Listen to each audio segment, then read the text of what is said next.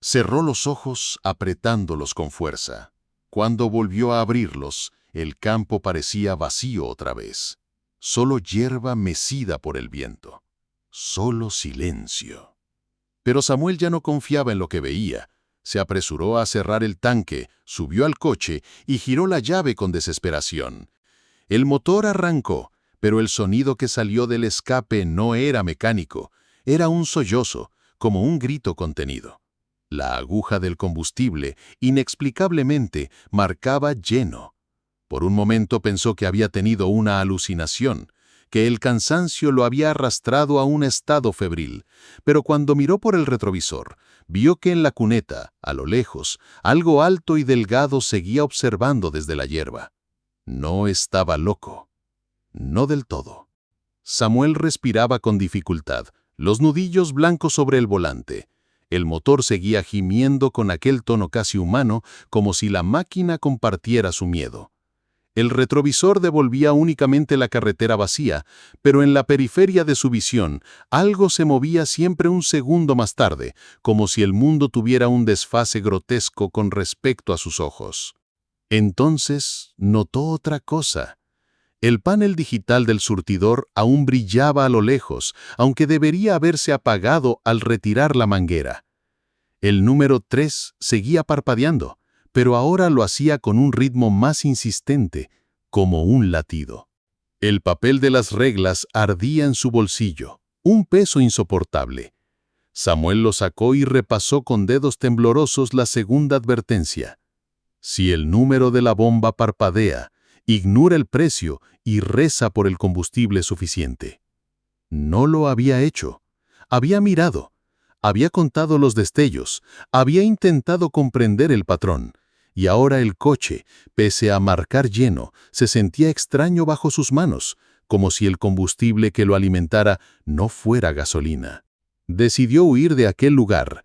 Puso primera, aceleró, y la gasolinera quedó atrás, deslizándose hacia la negrura. Pero el camino no cambió. La carretera se repetía, idéntica, como si girara en un círculo invisible. Los mismos baches, las mismas marcas en el asfalto, el mismo letrero oxidado que, imposible, volvía a aparecer a lo lejos.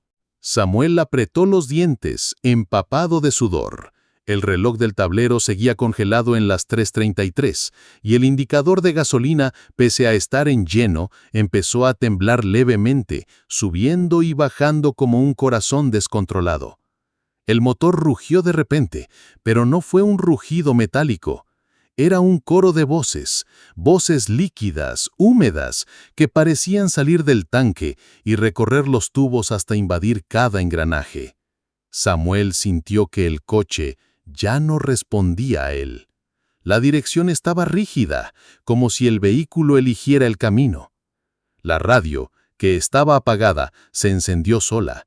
Un ruido blanco inundó la cabina, pero dentro de ese ruido había algo, susurros, frases cortadas, como si alguien intentara comunicarse desde debajo del agua. Entre el crujir de la estática, alcanzó a distinguir palabras aisladas. No debiste mirar, rezar, rezar, rezar. Ya es tarde. Samuel golpeó el botón de apagado, pero la radio siguió. La pantalla mostraba símbolos que no eran letras ni números, sino trazos curvos, como cicatrices brillando en la penumbra.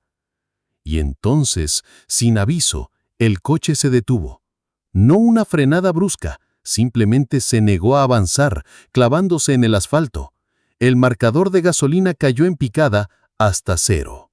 Samuel bajó, temblando.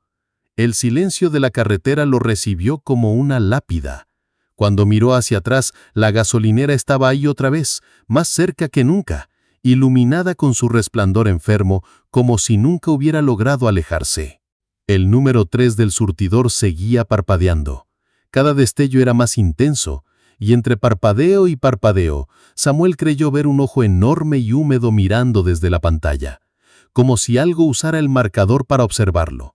La boquilla que había dejado colgando en el suelo ya no estaba. En su lugar, arrastrándose como una serpiente metálica, la manguera reptaba hacia él, dejando un rastro oscuro en el asfalto. Samuel corrió hacia el coche y volvió a encerrarse adentro. El papel de las reglas temblaba en sus manos, la letra parecía moverse, los trazos deformándose como si estuvieran vivos, y entre las frases apareció una nueva, escrita en un trazo más profundo, que no estaba antes. Ya no rezaste, ahora no es combustible lo que corre en tus venas. El volante palpitaba bajo sus dedos, el coche respiraba. Samuel gritó, pero el sonido fue devorado por el coro coral del motor que volvía a encenderse solo. Y entendió, con un terror seco en el estómago. Él era el tanque ahora, él llevaba adentro el combustible equivocado. El motor respiraba solo, y Samuel, con el pecho al borde del colapso, se aferraba al volante como si fuese lo único que lo mantenía anclado a la realidad. El papel de las reglas ardía todavía en sus manos, la tinta latiendo como si fuese sangre fresca. Afuera, el aire se había vuelto más denso, más viscoso. El olor de la gasolina, metálico y dulzón, impregnaba todo, hasta la lengua. El parabrisas estaba empañado desde adentro, aunque Samuel no había exhalado tan fuerte. Era como si el coche transpirara, exudando su propio miedo. El parpadeo insistente de la gasolinera se reflejaba una y otra vez en los retrovisores. Samuel sabía que no había escapatoria, la carretera lo devolvía siempre al mismo lugar. El número 3 lo vigilaba, los campos guardaban sombras demasiado altas y el vehículo mismo lo estaba digiriendo. El instinto le gritaba que lo único que podía hacer era volver, enfrentar el lugar, entender. Tomó aire y abrió la puerta. El silencio afuera fue brutal, como un océano vacío que se le vino encima. La gasolinera parecía más antigua aún, como si cada vez que regresaba el tiempo retrocediera décadas. El cartel estaba más oxidado, los surtidores más corroídos y la tienda parecía a punto de derrumbarse. Con pasos inseguros, cruzó de nuevo la entrada de vidrio sucio. La campana sobre el marco sonó sola, chirriando como un insecto atrapado. El interior no había cambiado demasiado. Estantes con productos muertos, aire enmohecido, ese olor a dulce podrido. Pero esta vez Samuel no estaba solo. Detrás del mostrador, de pie, lo esperaba el empleado. Su silueta era innegablemente humana, delgada, con un uniforme pálido que podría haber sido blanco hace décadas. Pero la cabeza era un ovalo liso, sin facciones, como un globo de carne estirada. No tenía ojos, ni boca, ni orificios, nada, solo piel. Samuel contuvo la respiración. El papel le recordó la advertencia. El empleado no tiene cara. Si te mira, no parpadees, solo camina hacia atrás. Pero, ¿cómo podía mirarlo si no tenía ojos?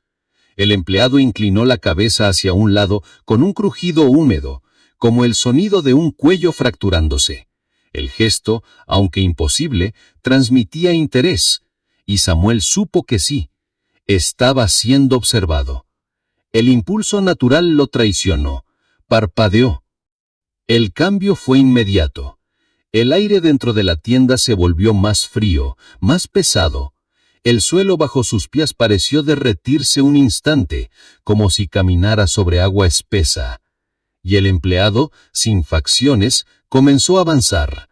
No caminaba como un hombre, sus pasos eran deslizamientos, cada movimiento acercándolo demasiado rápido. El torso se inclinaba hacia adelante, la cabeza lisa temblando, como si algo debajo de la piel intentara asomar. Samuel retrocedió, pero lo hizo mal. No caminó hacia atrás con calma, como indicaban las reglas. Tropezó con un estante, derribando bolsas de papas infladas que reventaron con un sonido viscoso, como si estuvieran llenas de órganos podridos en lugar de aire. El empleado extendió la mano. Sus dedos eran largos, demasiado largos, cada uno con uñas como astillas.